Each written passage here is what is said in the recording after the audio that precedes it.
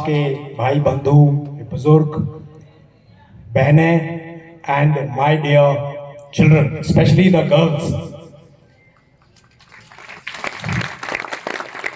I feel extremely happy and honored कि आपने जी cap ने मुझे हमें याद किया, उसके लिए धन्यवाद।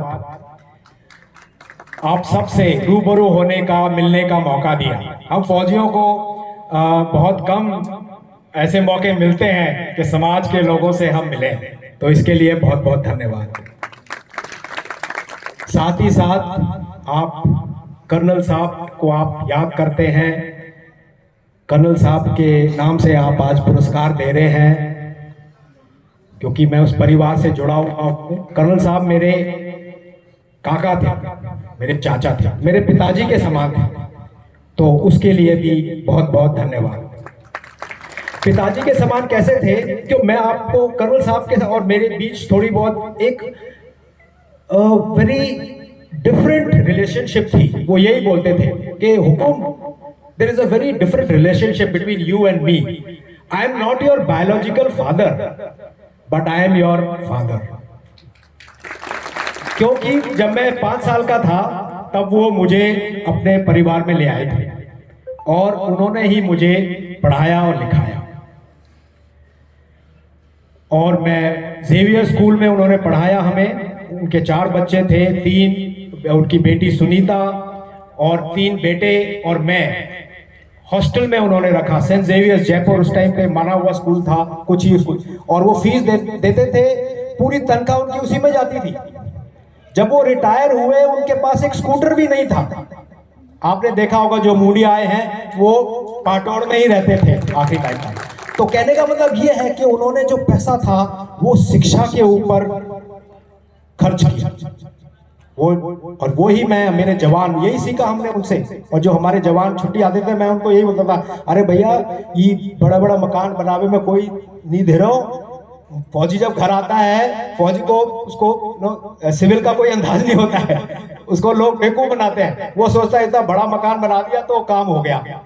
नहीं, आप अच्छा पौष्टिक खाने पे खर्च करिए और पढ़ाई पे खर्च करिए। 2 जोड़ी कपड़ा होगा वो भी सही है, उसी को आप धो के प्रेस करके पहन सकते हैं। शिक्षा पर पैसा खर्च करेंगे वो काम आएगा। जब हम छोटे थे तो कर्नल साहब, मैं और उनका एक बेटा जनरल जय सिंह, वो हम उम्र ही थे, तो हमें वो सुबह 4 बजे उठा दिया करते थे और सर्दी में रिजाइन में बैठे हैं और पढ़ा रहे हैं हमको।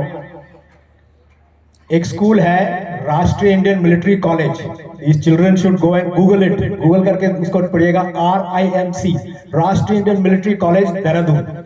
वो इंडिया में एक ही स्कूल है, वो अलग मिलिट्री स्कूल सैनिक स्कूल से अलग है, क्योंकि उसने आज तक 6 आर्मी चीफ, पाकिस्तान के 3 आर्मी चीफ और 1 एयर चीफ पैदा किए उस स्कूल ने।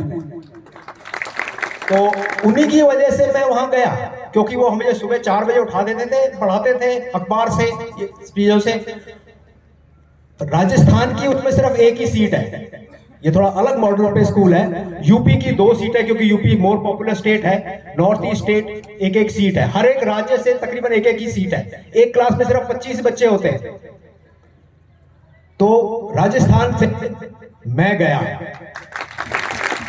ये नहीं कि मैं बहुत बुद्धिजीवी था, क्योंकि कर्नल साहब की मेहनत मेरे पीछे थी। 100 तकरीबन उस टाइम पे 180-200 बच्चों ने शायद टेस्ट दिया होगा। कहने का मतलब कि मेहनत का कोई तोड़ नहीं है। और जैसा मेरी पत्नी ने बताया कि हम बड़े लोगों की जिम्मेदारी बनती है कि हमारे बच्चों को मजबूत बनाएं, उनके साथ रहें, छोटी मोटी गलतियां करें वो अलग बात, और उनको प्रोत्साहित करें। घर में एक ऐसा माहौल दें कि पढ़ने का माहौल हो। कर्नल साहब ने घर में वैसा ही माहौल बना रखा था।